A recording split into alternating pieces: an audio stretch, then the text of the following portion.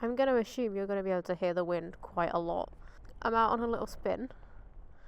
Yeah, I've probably picked a pretty bad place to stop, to be fair, considering it's an airfield and very, very open, but the weather is pretty nice regardless of the wind, and I was just, you know, showing Maya some planes. Maybe she'll learn to fly. Actually, no, I don't want to learn to fly. I'd quite like to keep at least one tyre on the floor. I was thinking of, you know, filming a solo video, as one would expect when I'm out on the bike with a camera on my helmet. And I thought, do you know what? Let's do my age-old trick of finding some country roads and just going down them. Because obviously that's what sport bikes are designed to do. Don't we all know? And I want to have a slight conversation. I've not got a script for this, and I might follow it up with a more structured video. It depends on how much conversation this is going to spark.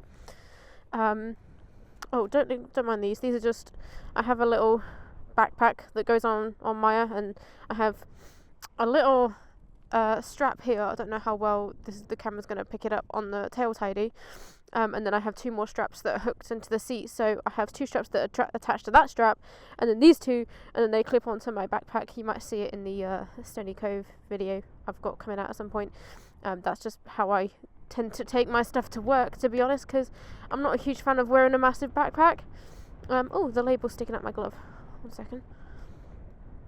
First of all, we've got to navigate this. Great. Again, I love taking sport bikes in exactly the kind of place they're meant to go. You know, in a gravelly car park, followed by lots of country roads. What more could you want?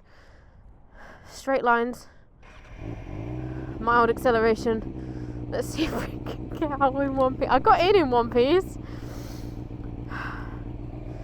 God, why do I do this to myself?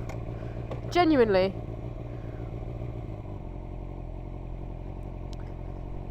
Right. Oh God.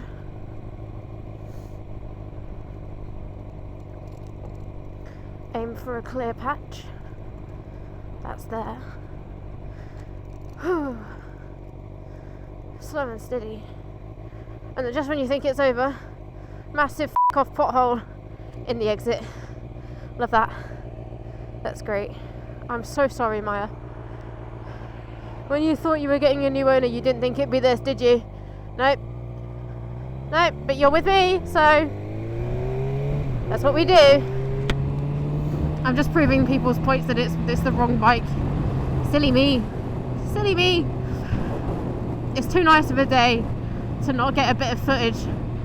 I feel like you've been starved of nice blue skies on this channel. Because it's either been my garage at night time or some windy, rainy day. Anyway, let's go via Pittsford, shall we? Let's make the wind worse and go next to an open body of water.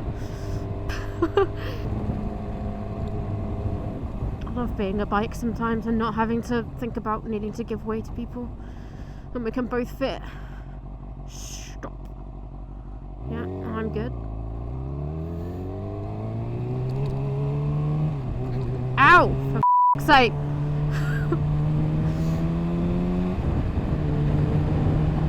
Love being on a bike. Immediately gets reminded why the roads are not sometimes suitable for bikes. Great. Ah, massive bug on my visor. No. Oh, this isn't too bad actually. Hey, this is alright. It's really nice as well.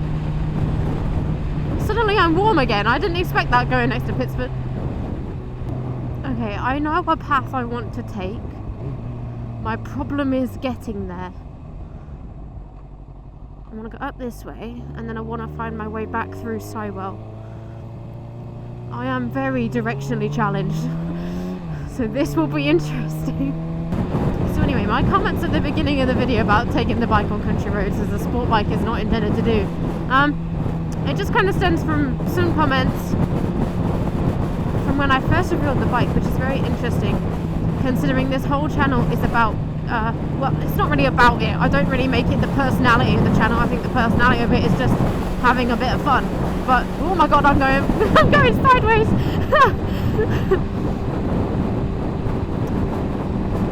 there is a sort of point, I guess, to the channel when I am 5 foot. I'm on a sport bike. I've had to alter the sport bike so that I can reach the fucking floor. And the general, my general thought process behind like what bike I should get is not based on what bike is closer to the floor. Don't get me wrong, comfort does come into it, but not in the traditional sense that people like to talk about in terms of like, oh well, that bike's too tall for you, blah blah blah. Nah, it's not. That's not a bit of me. This for you. I know I've shown this on the channel before. I remember this exact snippet of video actually. Comfort and choice of bike to me comes down to, like, comfort wise, I'm happy with these ergonomics. Don't get me wrong, like, you still ache a bit after a long day, but that's you know, you've been active on a bike, like that's gonna happen. But these ergonomics are not stressful for me. They're not something I really keep in mind. This feels completely fine. I quite prefer the sport bike stance, to be fair, because it feels like this is just how I am. I think I just feel more planted, if that makes sense. I prefer to go into corners with sport bike handles rather than say on a naked bike or more upright bike. And I chose this bike because of, well, for one, the power. I'm not saying power is everything to me, because I had so much fun on the Ninja 250, like, that's absolutely fine. I think the fun comes down to the fact that, like, I just enjoy being out. On a nice day like this, I want nothing more than to just be out in the sun, probably end up sat in a field somewhere. By power, I mean, like, obviously I wanted a bit of bite. This bike has a bit of bite, that's for sure. My dad also had a ZX6 and always said how much he loved it. I've sort of had this as a dream bike for quite some time now. But I think one of the messages that maybe I'm going to try and talk more about is...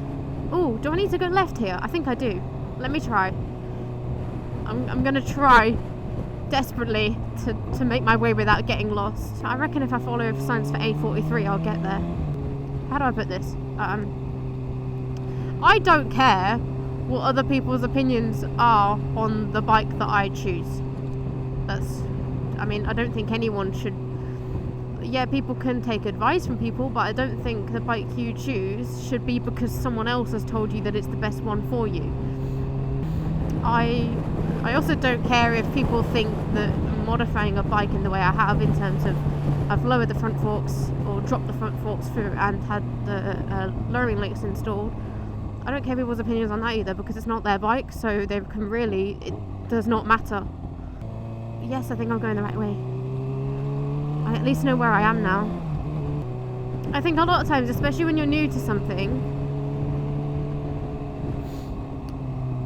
obviously you want to take advice from people that maybe have been invested in something. Like, let's say someone's been into motorcycling for years, and then you ask for their help. You know, fair enough, absolutely fine. But then if their opinion turns out to not be helpful to you, then that's also fine. I hope I'm making sense here. So what am I trying to say? Do you know what? I don't even know sometimes. Can make editing some videos quite hard, to be fair. I've taken a wrong turn. I should be in that lane. If anyone's wondering how the lowering links and just the bike being lowered in general has affected the bike, as far as I'm concerned, it's absolutely fine. Obviously, take my opinion with a grain of salt, right? So I'm always going to have a positive view on lowering links, unless they actually do mess things up at some point, but I highly doubt they will. The bike's not... I've been careful, I've not lowered the bike to extremes. I didn't want to disrupt things too much. And as I've said quite a few times, I don't care about flat footing or anything like that. As long as I can get a toe down on each side, I'm happy, and that's where I am. When I'm in my boots, obviously my boots limit my foot movement a little bit, which is the point of them. It is funny, to me, when I look at the bike on its own, it doesn't look visibly lower or smaller. It's only when you put it next to other bikes, like for example when it's next to Noah's R7, which was obviously stock height, it is visibly smaller, and some people have commented in real life when they're like, oh wow, that's a small bike. I'm like, yeah, I know, what do you expect? So yeah, in as far as I'm aware, blimey, I overrode it a bit there, Jesus. As far as I'm aware, the bike is absolutely fine with its lowering links. But as I said, I won't know any different, because apart from once where I had to stop next to a curb to put my foot down, as in put my foot on the curb, go into third please, thank you. I have no frame of reference as to how this bike handles like properly, as in on a road when I'm riding it the way I do. I only have the experience of riding it with lowering links. I've not exactly got to knee scraping angles anyway, but I've not had to deal with any panel scraping or peg scraping or anything like that, so I think as long as you're not too dramatic with it, you're fine. I wouldn't be able to give you an exact measurement on how far this is lowered, because the links were custom made by Kenzie. I know it's a bit more than 25mm because I bought those links and then had to go a little bit further. And just as proof to various friends and family that are always on about me not knowing where I'm going, look at me! I managed to find my way around. It's not as if I've done these roads a million times. So yeah, even though I am not exactly the avatar that the ZX6R was designed for, I still think I can have a lot of fun on it. I don't think it being lowered has severely impacted its abilities, at least not to where I can push it to, and if it ever does, I'll let you know. I think some people are, first of all, too invested in something that does not affect them, i.e. the bike I choose to ride and what I choose to do to it, but also they're too invested in telling other people how to live because they've decided that they decide to live like that. And that is a really, really bad way of putting it, because I'm not very good with explaining things sometimes. But just because someone else might not feel confident with sport bike ergonomics or being a little bit high off the ground doesn't mean that applies to you, and vice versa. You know, I might say, oh, you can lower a bike and, you know, have just your tiptoes on the floor and still be fine, but if that's not comfortable for you, then don't listen to me, because at the end of the day my opinion is not valuable to you unless it helps you. Hello, sheep. I can't see you. Alright, so we've got the sun. Just need to get rid of the storm force winds and have a little bit more warmth in the air. Tuesday was amazing. Went to the first Stony Cove of the year. And I think it was the biggest one they've ever seen. I think I saw a post on Facebook about it.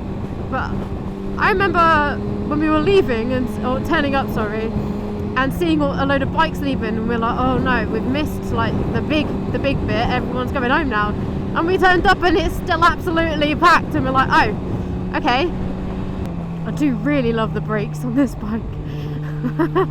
Literally one tap of the finger and I can shred off speed. It's amazing. I hate how bumpy this road is. It's deceptively bumpy. You can't see them, and all of a sudden you feel like you're going over washboard. There's a reason why I said 40. Right, I might as well end the video here. This is quite a weird... I've felt like I've not really had the right point to say all video, but maybe when I look back at it, it might be worth posting. I might just post it anyway, even if I'm not really talking much, even if I am just talking nonsense, because the weather's nice. So, yeah. Thanks for watching if you did, because I'm sure it wasn't the most engaging video I've ever done. But, yeah.